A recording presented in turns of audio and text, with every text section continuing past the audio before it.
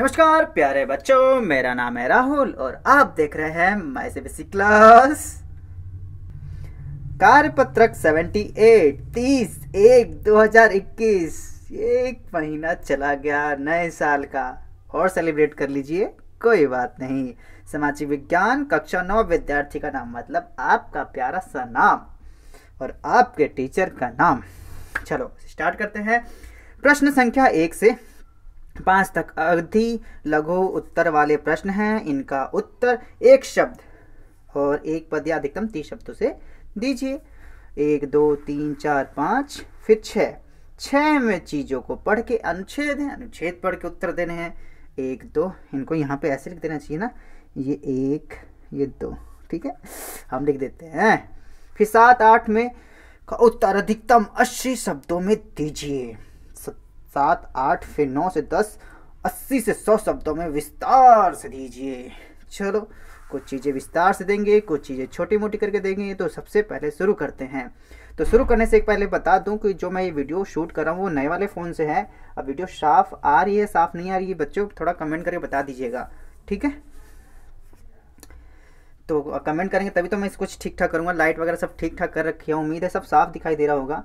दिख तो साफ रहा है, लेकिन आप लोग देखोगे तो आप लोगों के हिसाब से मुझे इसमें कुछ चेंजेस करने पड़ेंगे, नहीं तो ठीक है सही चल रहा है।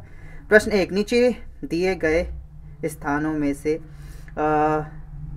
में से किस स्थान पर विश्व में सबसे अधिक वर्षा होती है? ये तो आप जान ही चुके हैं। अगर बच्चों नहीं पता तो माई सीबीएसई क्लास का जो माई सीबीएसई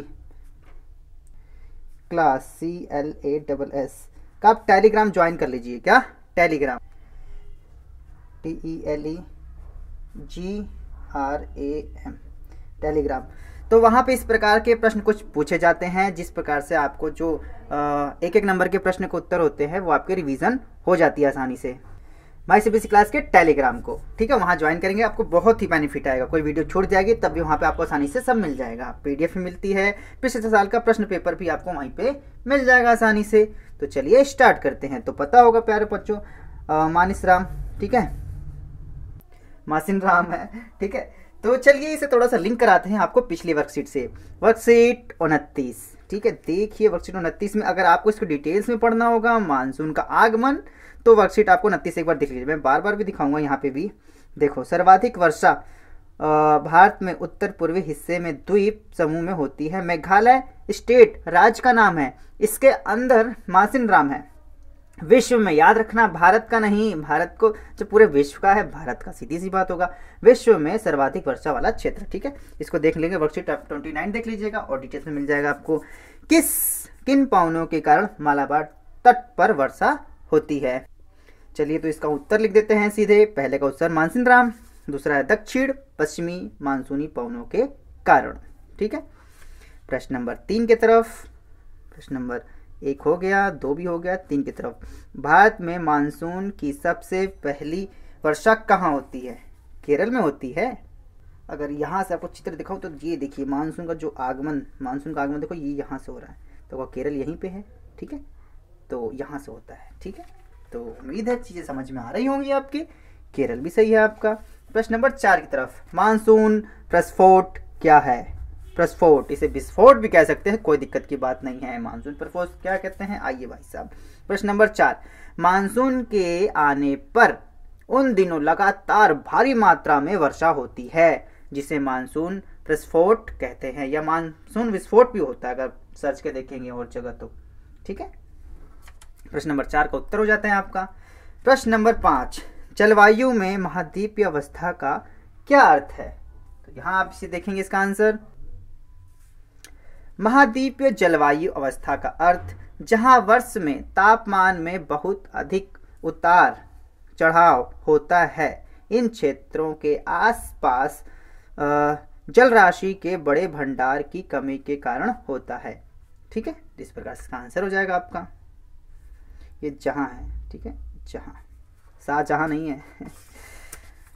प्रश्न नंबर 5 भी हो गया आपका। 6 में आते हैं कुछ प्रश्नों के, कुछ आपके अनुच्छेद दे रखे हैं, अनुच्छेद पढ़ के उत्तर देने हैं। अनुच्छेद को पढ़कर दिए गए प्रश्नों के उत्तर दीजिए। लू ग्रीष्मकाल का एक प्रभावी लक्षण है। ये धूल भरी गर्म एवं शुष्क पवनें होती हैं जो कि दिन के समय भारत के उत्तर एवं उत्तर पश्चिमी क्षेत्रों में चलती हैं। कभी कभी ये देर शाम तक जारी रहती हैं। इस हवा का सीधा प्रभाव घातक भी हो सकता है, इसलिए जेब में प्याज लेकर चलना चाहिए। उत्तरी भारत में मई महीने के दौरान सामान्यतः धूल भरी आंधियां आती हैं। ये आंधियां अस्थायी रूप से आराम पहुंचाती हैं क्योंकि ये तापमान को कम कर देती हैं तथा अपने साथ ठंडे समीर एवं हल्की वर्षा लाती हैं। इस मौसम में कभी कभी तीव्र हवाओं के साथ गरज वाली मूसलाधार वर्षा भी होती है। इसके साथ प्रायः हिम वृष्टि भी होती है। वैशाख के महीने में होने के कारण पश्चिम बंगाल में इसे काल वैशाखी कहा जाता है। चलो ये हमने पढ़ लिया, काफी सिंपल था। प्रश्न पहला है लू की विशेषताएं लिखिए। बहुत सारी विशेषताएं लिख सकते हैं आप, मैंने इसमें थोड़ा सा लिखा है, आप और बढ़ा के लिख सकते हैं। यह है लू की विशेषता। ये धूल भरी गर्म एवं शुष्क पवनें होती हैं। कभी कभी ये शाम तक बहती हैं, दोपहर में तो चलती हैं, सभी को पता है। यह मई तथा जून के महीने में बहती हैं, चलती हैं, दोनों भी कर सकती हैं, लिख सकते हैं। ठीक है प्यारे बच्चों, चलो क्वेश्चन नंबर दूसरा। काल वैशाखी क्या है? काल समझ रहे हो, इस काल दूसरा लिखते हैं। तेज मूसलाधार वर्षा के साथ साथ तीव्र गति के तूफान भी आते हैं। इन तूफानों को ही काल वैशाखी कहा जाता है। ठीक है, तेज जो मूसलाधार वर्षा होती है, मूसलाधार वर्षा जानते हो, एकदम इंग्लिश में कैट्स एंड डॉग्स कहते हैं, पता है कैट्स एंड डॉग्स को मूसलाधार वर्षा कहते हैं इंग्लिश में। चलिए प्रश्न 7 में चलते हैं। अब प्रश्न 7 में है आपका, प्रश्न 7 व 8 का उत्तर अधिकतम 80 शब्दों में दीजिए। प्रश्न नंबर 7, भारत की जलवायु को प्रभावित करने वाले कौन कौन से कारक हैं? तो आपको ये 80 शब्दों में लिखना, याद रखना, ठीक है। अब देखो मैंने तो इतने में खत्म कर दिया। पहला है कारक है अक्षांश, समुद्र तल से ऊंचाई, समुद्र तट से दूरी, वायु दाब और पवन तंत्र, महासागरीय धाराएं, उच्चावाच। ठीक है, यहाँ तो मैंने खत्म कर दिया। आपको 80 शब्दों में लिखना है। तो प्यारे बच्चे ये तो देख ही लिया होगा आपने। वर्कशीट 27 मैंने लिखते टाइम ही लिख दिया था। वर्कशीट 27 जो आपकी 5/9/2020 को आई थी, जलवायु भूगोल से ही था। अब यहाँ पे देखिए, जलवायु को प्रभावित करने वाले कारक, जलवायु को प्रभावित करने वाले कारक, और प्रश्न भी आपका यही है। ठीक है, भारत की जलवायु को प्रभावित करने वाले कारक, चाहे भारत की हो चाहे किसी को हो, प्रभावित करने वाले कारक इसके यही होते हैं आपके, और ये भारत का ही है। अगर आपको 80 शब्दों में लिखना है तो अक्षांश के अंदर ये, समुद्र तल से ऊंचाई के अंदर ये, ठीक है, और इसके अंदर ये सब चीजें आपको लिखनी होंगी, तब आपके 80 जो शब्द हैं वो पूरे हो जाएंगे। अक्षांश समझ रहे हो, विषुवत वृत्त के ध्रुवों की ओर जाने पर सूर्य ताप घटती जाती है, अतः तापमान घटता जाता है। यही कारण है कि ध्रुवों पर साल भर ठंडा रहता है। ठीक है, इस प्रकार लिखिए। समुद्र तल से ऊंचाई, समुद्र से ऊंचाई में जैसे जैसे ऊंचाई पर तरफ बढ़ते हैं वायुमंडल के संघनन कम हो जाती है और तापमान घटता जाता है। यही कारण है कि गर्मियों में पर्वतीय इलाके ठंडे होते हैं। समुद्र से दूरी, ठीक है, यही कारण है कि किनारे वाले शहर में जैसे मुंबई में साल भर मौसम लगभग एक जैसा होता है, लेकिन दिल्ली और समुद्र से दूरी है, अधिकतम गर्मी और अधिक सर्दी होती है। इस प्रकार से लिख सकते हैं आप। वायु दाब और पवन तंत्र स्थान पर अक्षांश और ऊंचाई और निर्भर करता है। तापमान अधिक होने पर वायु दाब कम, तापमान में वायु दाब अधिक हो जाता है। ठीक है, इस प्रकार से आप लिख सकते हैं। ठीक, तो चलिए प्रश्न नंबर 8 की तरफ चलते हैं। मानसून भारत को एक सूत्र में बांधने वाला क्यों समझा जाता है? ठीक है, प्रश्न नंबर 8 का उत्तर है, इस प्रकार से लिख देंगे। ठीक है, समझाने के लिए प्रश्न नंबर 8। अब देखो यहाँ पे भी वर्ष नंबर 30 लिखिए, पहले ये पढ़ने के बाद बताऊंगा। हिमालय द्वारा अत्यंत ठंडी हवाओं को आने से रोकता है। संपूर्ण भारत परिदृश्य इसके जीव तथा वनस्पति इसका एक कृषि चक्र है। भारतीय उत्सव इस मानसूनी लय के चारों ओर घूमती है। इसे आप देखने वर्कशीट नंबर 30 देखेंगे तो वर्कशीट नंबर 30 ये रही वर्कशीट नंबर 30, ये रही आपके पास। ठीक है, वर्कशीट नंबर जब 30 देखेंगे आप, देखो ये मानसून एकता का परिचय, यहाँ से लेके यहाँ तक अगर आपको 80 शब्द में लिखे तो यहाँ से लेके पूरी यहाँ तक आपको पूरा लिखना पड़ेगा। ठीक है, यहाँ से लेके यहाँ तक। हिमालय द्वारा अत्यंत ठंडी हवाओं को आने से रोकने के कारण उच्च अक्षांश के बावजूद उत्तरी भारत में निरंतर उच्च तापमान बना रहता है। इसी कारण प्रायद्वीपीय पठार में तीनों ओर से समुद्र के प्रभाव के कारण तापमान सम रहता है, परंतु फिर भी भारतीय प्रायद्वीप पर मानसून की एकता का प्रभाव बहुत ही स्पष्ट है। संपूर्ण भारतीय भूदृश्य, इसके जीव तथा वनस्पति, इसका कृषि चक्र, मानव जीवन तथा उनके त्योहार, उत्सव एवं मानसूनी लय के चारों ओर घूमते हैं और यह संपूर्ण देश को एक सूत्र में बांधती है। अगर आपको 80 शब्द में लिखना है तो यहाँ से लेकर यहाँ तक आपको लिखना होगा।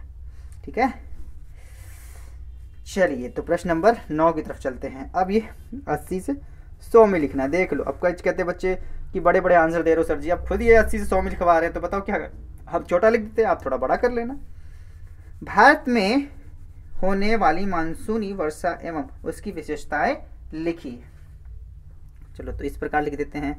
ठीक है, पहला, दूसरा, तीसरा, चौथा, 5 पॉइंट लिखे हैं मैंने। ठीक है, अक्टूबर नवंबर के दौरान दक्षिण की तरफ सूर्य की आभासी गति के कारण मानसून गर्त तथा उत्तरी मैदान के उत्तर शिथिल हो जाता है। दूसरा, निम्न दाब के स्थान पर उच्च दाब प्रणाली का बनना, जिससे दक्षिण पश्चिमी मानसून पीछे हटने शुरू हो जाता है। ठीक है, और तीसरा, नवंबर के प्रारंभ में निम्न दाब की अवस्था बंगाल की खाड़ी पर स्थानांतरित हो जाती है। और चौथा है, इस समय उत्तरी मैदान में गर्म वर्षा ऋतु के स्थान पर शीत ऋतु में परिवर्तन होने लगता है। और पांचवा, दिन के समय भी स्थल आंध्र होता है। ये आपको 5 पॉइंट लिख देना इस प्रकार से आपको प्रश्न नंबर 9 में। चलिए प्रश्न नंबर 10 की तरफ चलते हैं। उत्तर भारत में पूर्व से पश्चिम दिशा की ओर वर्षा की मात्रा घटती जाती है, इसके क्या क्या कारण हैं? ठीक है, तो ये लो इसके कारण ये रहे प्रश्न नंबर 10 का। हम मेरे को तो 4 ही कारण मिले, अगर आपको और मिले तो और लिख लीजिएगा। ठीक है, बंगाल की खाड़ी से मानसून भारत में सबसे पहले उत्तर पूर्व में प्रवेश करती है। हिमालय पर्वत इनके आगे जाने नहीं देती। अक्ष की उपस्थिति वर्षा सुनिश्चित करती है, जबकि अनुपस्थिति शुष्कता लाती है। 4 नंबर पे, निम्न दाब के कारण भी इस क्षेत्रों में वर्षा की मात्रा घटती जाती है। ठीक है, तो इस प्रकार से आप प्रश्न नंबर 10 के उत्तर भी लिख सकते हैं। ठीक है, और यदि आपको माई सीबीएसई क्लास के जो टेलीग्राम ज्वाइन कर लेते हैं, वहाँ पे एक नंबर की रिवीजन तो हो ही जाएगी आपकी, और जो एसए 2 के पेपर है वो भी जल्द ही अपलोड कर दिए जाएंगे। और एसए 1 के मैंने बहुत सारे अपलोड कर दिए हैं, कोशिश करूँगा जो 1-2 दिन की जो छुट्टी मिली है इसमें मैं आपको जल्दी से सारी PDF बना के अपलोड कर दूँगा, जिससे आपको कोई दिक्कत नहीं होगी। ठीक है, तो माई सीबीएसई क्लास के इस वीडियो को देखने के लिए धन्यवाद। जय हिंद, जय भारत।